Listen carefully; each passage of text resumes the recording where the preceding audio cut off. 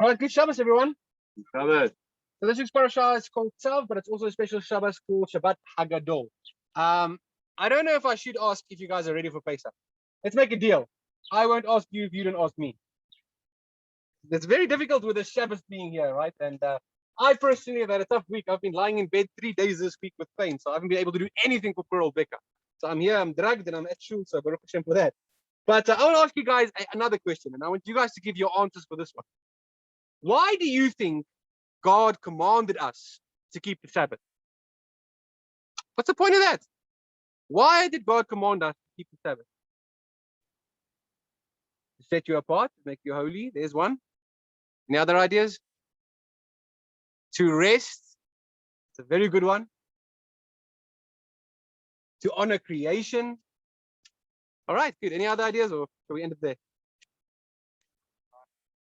To show that we rely on Hashem, ceasing from working. How about I suggest to you one of the correct answers that we can add to all of those is that God himself tells us to keep the Sabbath because of Pesach. Does that make sense to you? Yet, when you read the Torah and you read the 10 Commandments, and you read the 10 Commandments in the book of Deuteronomy, when God gives us the commandment to keep the Sabbath, it says as follows. Remember that you were slaves in Egypt, and I brought you out with a strong arm and an outstretched hand. Therefore, keep the Sabbath. So one of the reasons why we must keep the Sabbath is because of Pesach. So what is the connection between Pesach and Shabbat? So today is a special Sabbath. It's called Shabbat Hagadol, and the word Gadol means big or great or grandiose, right? So why do we call it Shabbat Hagadol? Some people speculate that the reason for this is because the rabbi gives a big sermon on this day that lasts forever. So we call it Shabbat Hagadol because he doesn't shut up and he keeps on talking. Another reason why probably the actual reason why we have this name for our special Sabbath is because of the Haftarah for today. Today's Haftarah, we're reading from the book of Malachi and we're reading about Elijah. And it says that Elijah will come to prepare the way for the great and awesome day of the Lord. It uses the word Gadol there. And many people say this is the reason why we call this Shabbat, Shabbat Hagadol. So when you're preparing for Pesach, the Shabbat before Pesach, we should always be preparing ourselves for the great final redemption as well, because we're expecting Elijah to come and the great final redemption to come as well.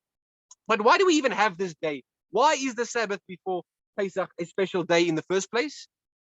Our Midrash and our Talmud tells us that it actually commemorates a miracle that happened on the 10th of Nisan when we were still in Egypt. What did we have to do in the 10th of Nisan? What's special about the day, the 10th of Nisan? I heard a few of them saying, yeah, it's the day that you select the lamb and you bring that little lamb into your house and tie it to your bedpost. That's what we did when we were in Egypt, on the 10th of Nisan. Now, what's so miraculous about taking a lamb into your house? That's not a miracle, right? So what is the miracle that happened on the 10th of Nisan that we're always commemorating each year with Shabbat Hagadol?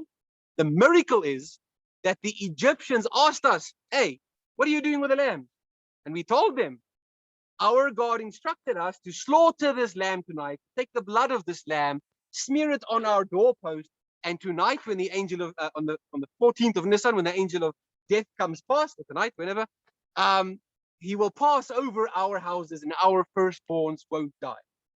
So it's a two-way miracle. First, it's a miracle that they didn't stop us from taking the lambs in our houses, because to them, the lamb is one of their deities. They worship the lamb, one of their gods. But the second miracle, and the great miracle, is that the Egyptians themselves, when they heard what we were doing and what was going to happen with the angel of death and the death of all the firstborn in Egypt, they actually listened to us. And they got together, the firstborns of Egypt, and started a revolt against Pharaoh.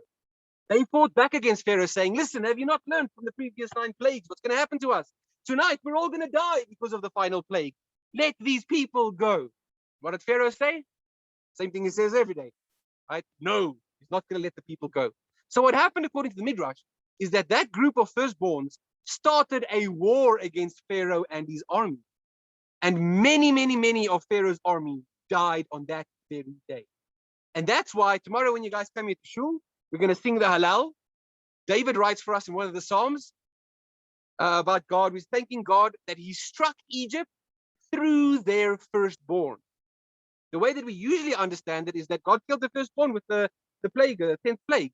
But the Midrash tells us, no, God struck the Egyptian army through their own firstborn, who had this revolt and fought back against Pharaoh. So that is one of the reasons, that is the great miracle that happened on the 10th of Nisan that we're trying to commemorate every year on this day. But you might ask the question then, what's today's date? Anyone know what today's date is on the Hebrew calendar? Is it the 10th of Nisan? No. Tonight's Pesach. So what's today? Today's the 14th of Nisan. So why are we celebrating the miracle of the 10th of Nisan on Shabbat Hagadol and not on the 10th of Nisan? The 10th of Nisan was Monday afternoon through Tuesday. So why do we celebrate it on the Sabbath instead of on the actual date?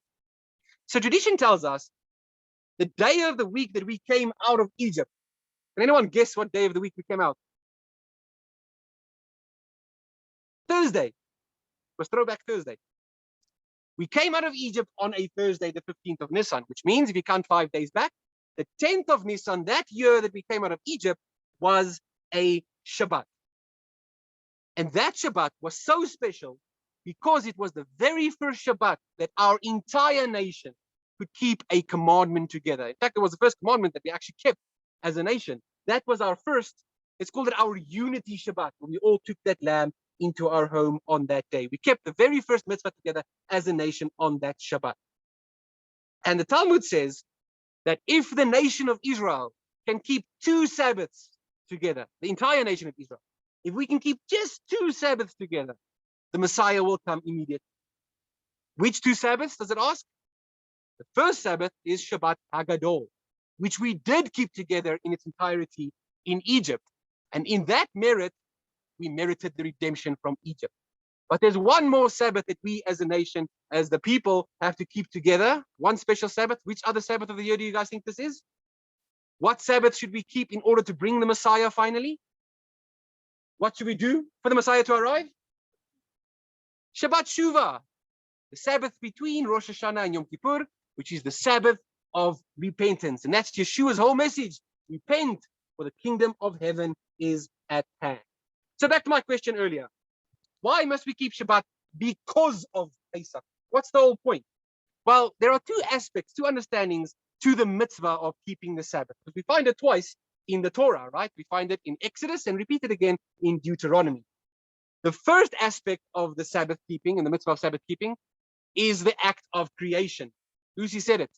To remember that God rested on the 7th day from creation. So too, we also need to rest on the 7th day from creation because it's being godlike. It's what God does. And in Exodus's version of the 10 Commandments, that's what God says is the explanation behind us keeping the Sabbath, because we are to remember creation. But the second element to the Sabbath and the commandments of the Sabbath is the idea of redemption. That we keep the Sabbath because of redemption. You see, that original understanding, that first aspect of the Sabbath, of creation, yeah, sure, God created the Sabbath and he rested. No one else on earth was bound to the idea of having to rest on the Sabbath. Only God was bound to the idea at that point. But when Pesach came around and God brought us out of Egypt and we had that redemption, then God told the entire nation, you shall observe the Sabbath, Shamar. Not just remember it as something that I did at creation, but now you actively have to observe the Sabbath as well. So the Sabbath as a concept was no longer a theological concept. It became something practical. It became an historical element to our nation. Now, when we finally received the Sabbath because of Pesach, we finally joined God in keeping the Sabbath. We were his first Sabbath guests when he gave us the Sabbath because we had Pesach redemption. And what Pesach teaches us, it teaches us why we should keep the Sabbath. Because in the 10 Commandments in Deuteronomy, it goes on to add, you shall rest on the Sabbath day. You, your maidservant, your donkey, your ox, your animal, the convert among you, the sojourner among you, they shall rest in order that your slave and your maidservant may rest like you. There's an instruction there. We keep the Sabbath in order that your slave and your maidservant may also rest like you. Why do we keep the Sabbath? Because of Pesach? Because we were once slaves in Egypt that didn't get a break, that didn't get a seventh day off. When God gave us the Sabbath, he said, remember that you yourself were slaves. Make sure that when you're treating other people in your household, in your workplace, that you treat them with compassion. They must also rest when you rest. It's not you alone that's important. Make sure you show compassion to others. And that's something we have to remember on the Sabbath. And that, in fact, is every single teaching that Yeshua taught in the New Testament about the Sabbath. That is the underlying principle, showing compassion to your fellow. Right? When it comes to healing the blind man, they say to him, you can't make medicine on the Sabbath. What verse does he go back to? Hosea 6 verse 6. Understand this verse. Compassion, showing compassion to someone is greater than offerings, than sacrifice, than ritual impurity. When he heals the crippled man, the same thing. Showing compassion on the Sabbath is greater than all the rules of the Sabbath. And once again, when his disciples are picking grain from the field, he gives almost a mathematical formula to explain how compassion to your fellow mankind and human need is greater than not only the temple service, but it's even greater than the Sabbath itself. We studied this on Wednesday night with our Torah club. So what does Yeshua say? He says the Sabbath was made for man, not man for the Sabbath. The Sabbath is there to serve us, to give us rest. We are not supposed to go crazy, work ourselves dead, and then suffer from the Sabbath. And I think the same thing can apply to Pesach, since Sabbath is linked to Pesach in the Ten Commandments. But Pesach, we can also say that Pesach was made for man, not man made for Pesach. And I know that sounds very difficult to understand if you think about all the hard work you put in this week preparing for Pesach. It feels like you've been a slave unto Pesach, doesn't it? Right? Some of us have got back pains and hips that are sore because of this cleaning. We're not supposed to be slaves unto Pesach. Pesach is supposed to be there for us to relax, to enjoy our freedom. How do we eat our Pesach meals nowadays? Not hurried and stressed like we did in Egypt. Now we recline, we sit back, and we enjoy the freedom. So tonight, as you all sit at your seders, relax, enjoy it. Don't be stressed. Don't get into a mindset of slavery unto Pesach, because then you are missing the entire point. And this whole week, as we're eating very little food, right? There's not much on the menu. Don't look at it in a negative sense. Take it easy. Enjoy the smaller, finer things of life. Make sure, though, that when you are celebrating Pesach this week, you're doing it for the right intention, as it tells us in the Ten Commandments, so that you can spread the freedom to those around you and show compassion to those around you every step of this week. Shabbat Shalom and Chag Sameach.